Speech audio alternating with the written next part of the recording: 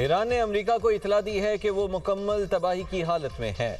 अमेरिकी सदर Donald Trump का दावा, कहा ईरान चाहता है हम जल्द से जल्द अपना हुर्मुज़ को खोल दें।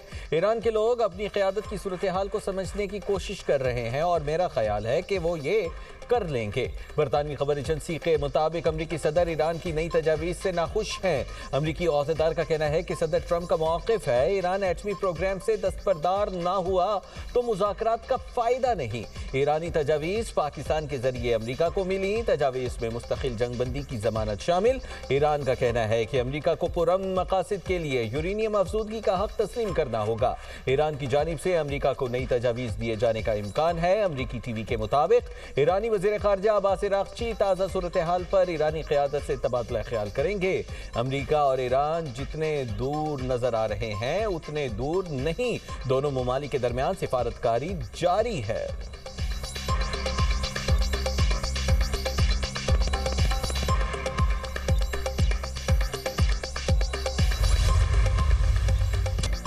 तेल बरामद करने वाला ग्रुप टूट गया। मुत्तहिदा अरब अमारात का ओपेक और ओपेक प्लस से अलहदगी का ऐलान फैसला 1 मई 2026 से नाफिजुल अमल होगा।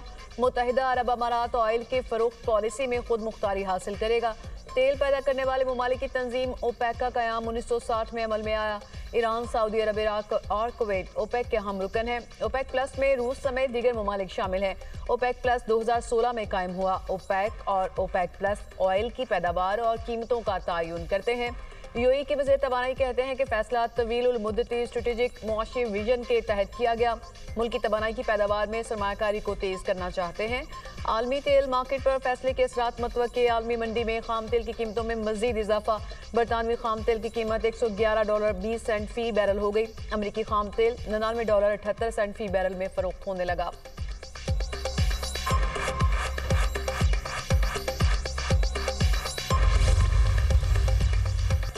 सऊदी वली अहद शहजादा मोहम्मद बिन सलमान की ज़ेर सदारत खलीज ताउन काउंसिल का जद्दा में गैर मामूली सरबराही इजलास हुआ। कतर, यूएई, कुवैत और दीगर ममालिक के सरबराहान और नुमाइंदे शरीक हुए। इलाकाई और बैनुल अक़वामी पेशरफ्त पर तबादला ख्याल किया गया। मशरिक़ वस्ता से मुतल्लिक़ मुश्तरका काविशों को हमाहंग करने के तरीक़ों पर गौर। अब नए हुर्मुज़ की बहाली समेत अमन के लिए कोशिशों का भी जायज़ा लिया गया। अमीर कतर शेख तमीम बिन हमद अल सानी की GCC इजलास में गुफ्तगू। कहा, मौजूदा सूरत हाल का तकाजा है हम राबते और मुशावरत को मज़ीद मजबूत करें। खलीजी ममालिक का किरदार सिफारतकारी की हिमायत में मुअस्सर बनाना होगा। ईरान NPT की जायजा कॉन्फ्रेंस 2026 का नायब सदर मुंतखब। अमरीका का फैसले पर अदम इत्मीनान का इजहार। ईरानी सफीर रजा नजफी और अमरीकी नुमाइंदे क्रिस्टोफर का एक दूसरे पर लफ्जी गोलाबारी। अमरीकी सफीर का कहना है कि इंतखाब नामुनासिब है। ईरान के जौहरी प्रोग्राम पर शदीद खदशात हैं। जौहरी अदम फैलाव के असूलों की पामाली करने वाले मुल्क को ऐसे फोरम की क़यादत नहीं सौंपी जानी चाहिए। ईरान ने इंतखाब को सिफारती कामयाबी करार दे दिया। ईरानी सफीर का कहना है फैसला रुकन ममालिक के एतमाद का इजहार है। ईरान आलमी मुआहिदों के तहत अपने हुकूक का दिफा जारी है। अदलिया में जजेस तबादलों के बड़े फैसले। चीफ जस्टिस याहिया अफरीदी की ज़ेर सदारत जुडिशल कमीशन का इजलास। इस्लामाबाद हाई कोर्ट के 3 जजेस के दीगर सूबों में तबादलों की मंजूरी। जस्टिस मोहसिन अख्तर कयानी का Lahore high court, justice Babar Sattar का पेशावर हाई कोर्ट और जस्टिस समन रिफत इम्तियाज का सिंध हाई कोर्ट तबादला करने की मंजूरी। जजेस के तबादलों की कसरत राय से मंजूरी दी गई। इस्लामाबाद हाई कोर्ट के चीफ जस्टिस सरफराज डोगर ने जस्टिस सरबाब ताहिर और जस्टिस खादिम सुमरू के तबादले की सिफारिश वापस ले ली। जुडिशल कमीशन इजलास के एलामिये में कहा गया कि जजेस के तबादले आइन के आर्टिकल 200 के तहत किए गए। खाली असामियों को सिर्फ तबादले के जरिए ही पुर किया जाएगा। खाली असामियों को नई तैनाती तस्वुर नहीं किया जाएगा।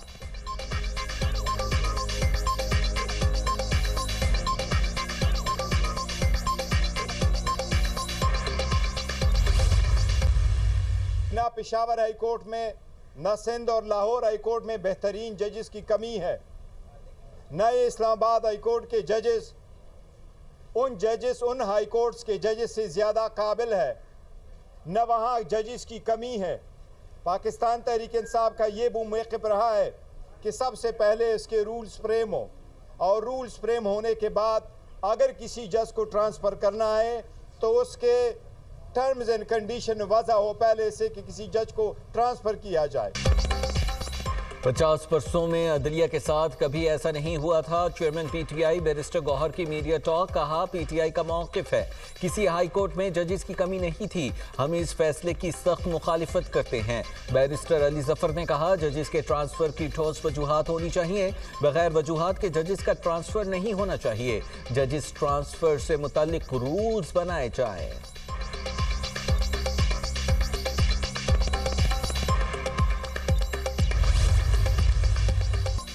आर्मी रॉकेट फोर्स कमांड की फतह 2 मिसाइल सिस्टम की कामयाब मश्क। ISPR के मुताबिक मश्क का मकसद मुख्तलिफ फनी पैरामीटर्स और कारकर्दगी का जायजा लेना था।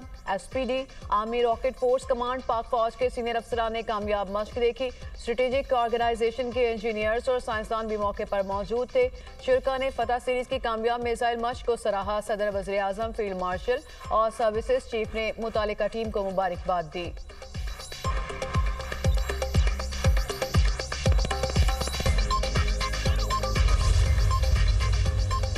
चमन में अफगान तालिबान रजीम की बिला इश्तियाल जारहियत, शहरी आबादी को निशाना बनाने का संगीन वाकया। चमन के रिहायशी दोस्त मोहम्मद का बेटा शहीद और भाई शदीद जख्मी हो गए। तालिबान रजीम के मार्टर फायर से घर मुकम्मल तबाह हो गया। तालिबान रजीम ने शहरी आबादी को निशाना बनाकर अपने दहशतगर्दाना अज़ाइम का इजहार किया।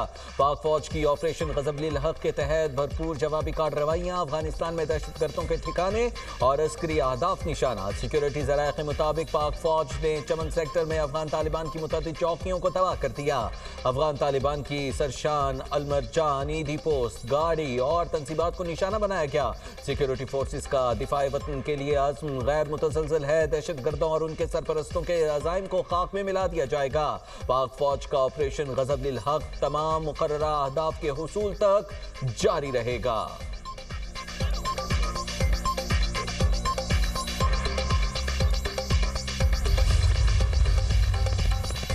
बानी पीटीआई का पिम्स में तिब्बी मुआयना। बानी पीटीआई को गुज़िश्ता रात खुसूसी सिक्योरिटी हिसार में अडियाला जेल से पिम्स लाया गया। हॉस्पिटल में बानी पीटीआई की आंखों और दांत का चेकअप किया गया। बानी को तिब्बी मुआयने के बाद वापस अडियाला जेल मुंतकिल कर दिया गया।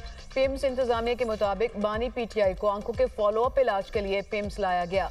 बानी पीटीआई को इंजेक्शन की चौथी डोज दी गई। मेडिकल प्रोसेस से पहले बानी की रजामंदी हासिल की गई। फॉलोअप हिदायत और दस्तावेजात के साथ मरीज को डिस्चार्ज कर दिया गया।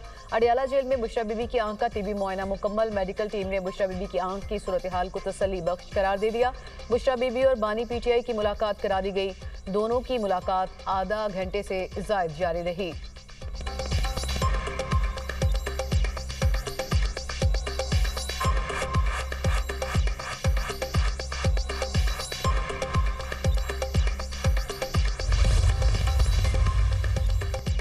वज़ीर दिफा ख्वाजा आसिफ की किर्गिस्तान में शंघाई ताउन तंजीम के वज़राए दिफा के इजलास में अहम मुलाकातें। ईरान, चीन, काज़ाकिस्तान और ताजिकिस्तान के वज़राए दिफा से अलग अलग मुलाकातें की। दिफाई ताउन और बाहमी दिलचस्पी के अमूर पर तफसीली तबादला ख्याल किया।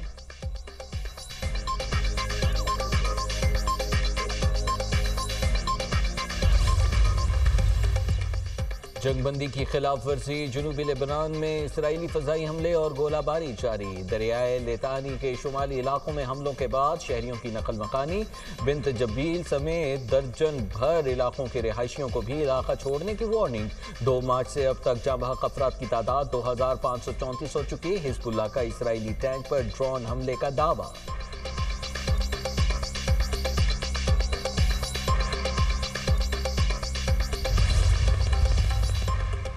इसराइल की गजा में वहशियाना कार्रवाइयां। सेहूनी फौज का गजा सिटी पर हमला, 2 फलस्तीनी शहीद। अरब मीडिया के मुताबिक इसराइल ने ड्रोन के जरिए गाड़ी को निशाना बनाया।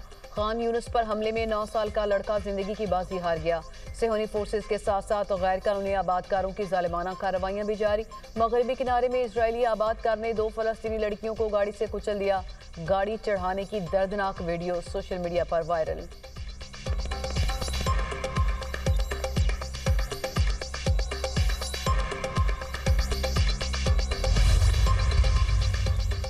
वज़ीर आज़म शहबाज शरीफ को न्यूजीलैंड के वज़ीर आज़म का टेलीफोन। मशरिक़ वस्ता की बदलती हुई सूरत हाल पर तबादला ख्याल। वज़ीर आज़म ने कशीदगी में कमी के लिए पाकिस्तान की जारी सिफारती काविशों और रवाबित से आगाह किया। न्यूजीलैंड के वज़ीर आज़म ने पाकिस्तान की तामीरी सिफारती काविशों को सराहा। शहबाज शरीफ ने अमन व इस्तेहकाम के फ़रोग़ के लिए पाकिस्तान के गैर मुतज़लज़ल अज़्म का इयादा किया।